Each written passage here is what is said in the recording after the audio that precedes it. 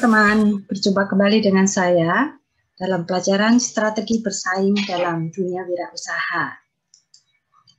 Ada beberapa strategi pada mata pelajaran ini. Yang pertama, kita akan mempelajari tentang strategi pemasaran marketing atau bauran pemasaran.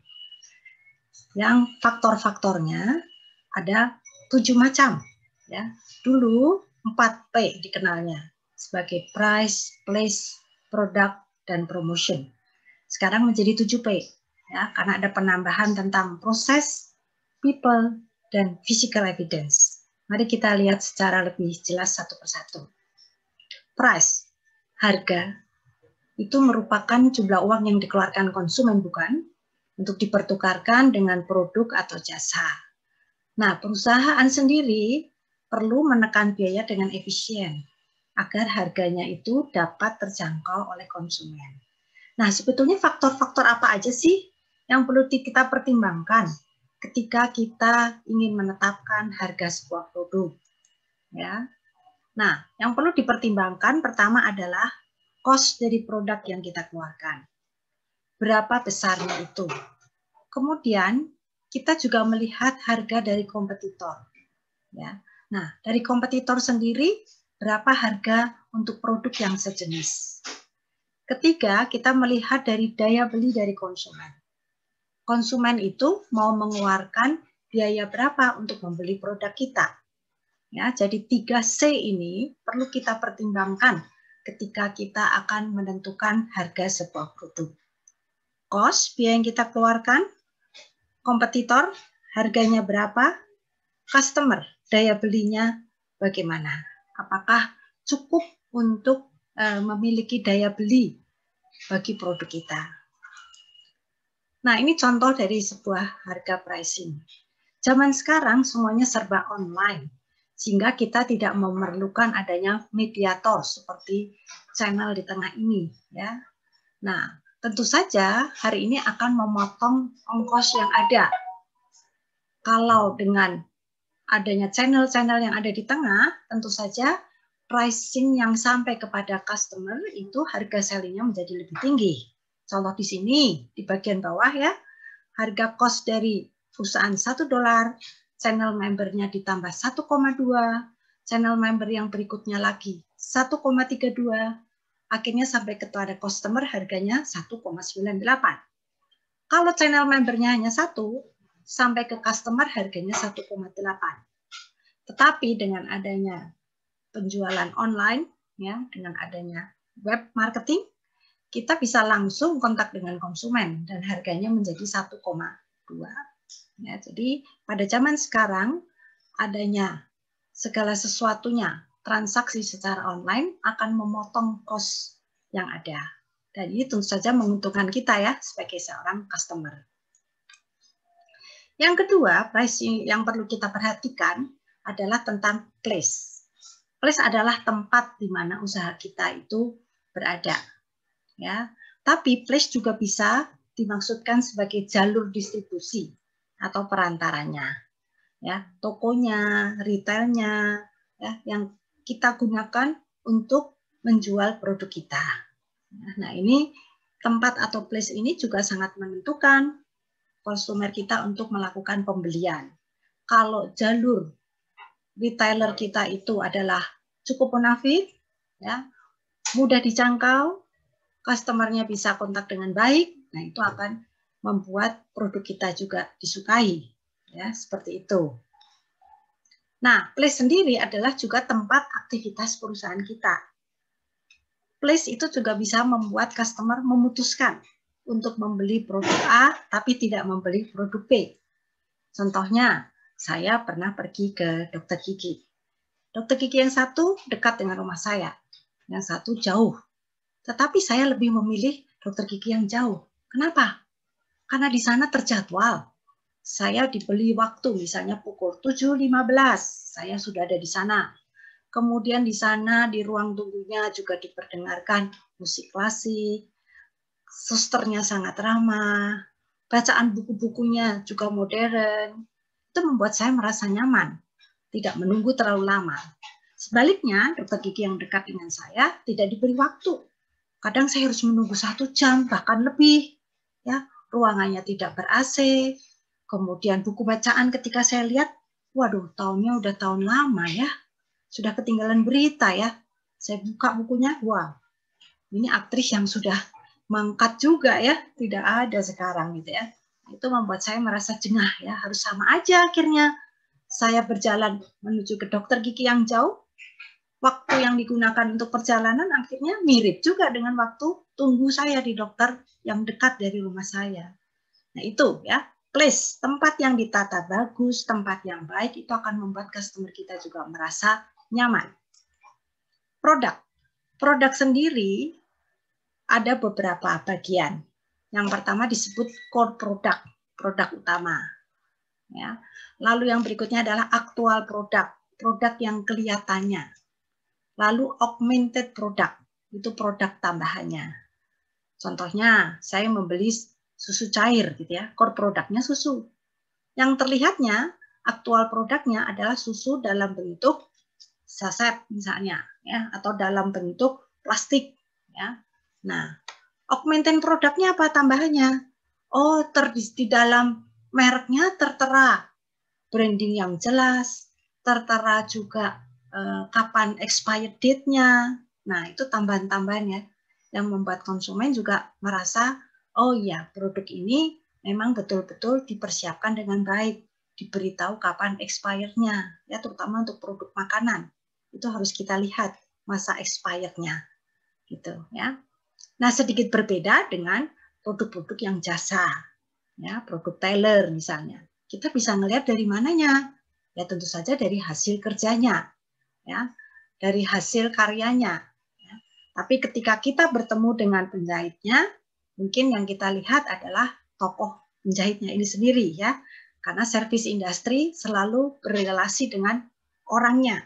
Apakah orangnya ramah, orangnya bisa diajak bicara dengan baik, bisa menjelaskan, nah itu akan menambah nilai dari hasil jasa dia dan menyebabkan orang memilih ya produk jasa X daripada produk jasa Y. Nah, paket produk sendiri itu harus memenuhi seperti ini. Ini dalam arti produk secara fisik. Apparent size, ukurannya jelas. Ya. Terus drawing power, yaitu ada packaging yang menarik perhatian konsumen. Ya. Kualitasnya juga terlihat ya, dari packaging yang bagus. Ada logonya, ada expired date-nya, disebutnya sebagai readability. Ya. Aesthetical appealing, harus ada tampilan juga yang bagus. Ya. Nah, produk yang tertampil secara bagus membuat konsumen itu memilihnya. Padahal belum tentu apa yang ada di dalamnya itu, di dalam sebuah produk makanan misalnya, ya, belum tentu rasanya enak gitu ya, tapi karena tampilan yang sangat menarik itu membuat konsumen ingin membelinya. Nah, bicara tentang produk, kita juga bicara tentang branding. Gimana tuh cara buat branding image yang kuat? Contohnya, branding yang sangat kuat itu adalah Rinso dan Aqua. Ketika kita membeli air mineral, kita jarang kan menyebutnya, saya mau beli air mineral. Kita selalu menyebutnya, saya mau membeli Aqua. Demikian juga ketika kita mau beli sabun cuci pakaian. Ya, walaupun itu mereknya Soklin, mungkin kita bilang, saya mau beli Rinso, tanpa tersadari. Ya, jadi branding Rinso dan Aqua itu sudah sangat melekat pada benak konsumen. Ya, butuh waktu ya, agar image dari konsumen itu terbangun. Ya, melewati advertising dan sebagainya, sehingga branding suatu produk akhirnya sama dengan nama produk itu sendiri. Ya. Promotion. Nah, promotion ini elemen yang cukup penting.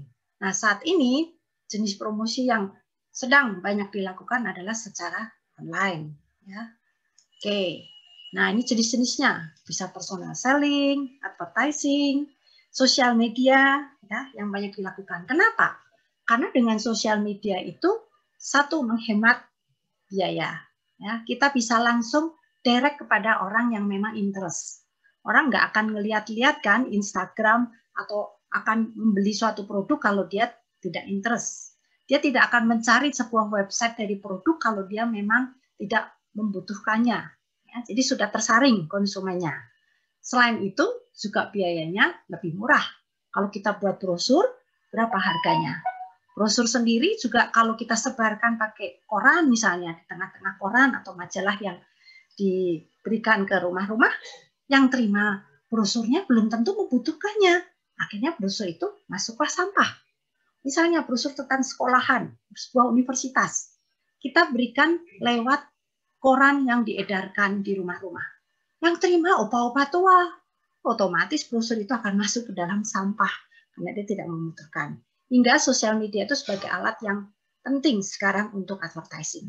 Nah, data-data berikut juga menunjukkan bahwa pengguna internet di Indonesia itu sudah tembus 202,6 juta orang. Ya, banyak sekali. Ya, kalau kita melihat jumlah device yang dipakai, mobile connecting-nya adalah 345,3. Artinya apa?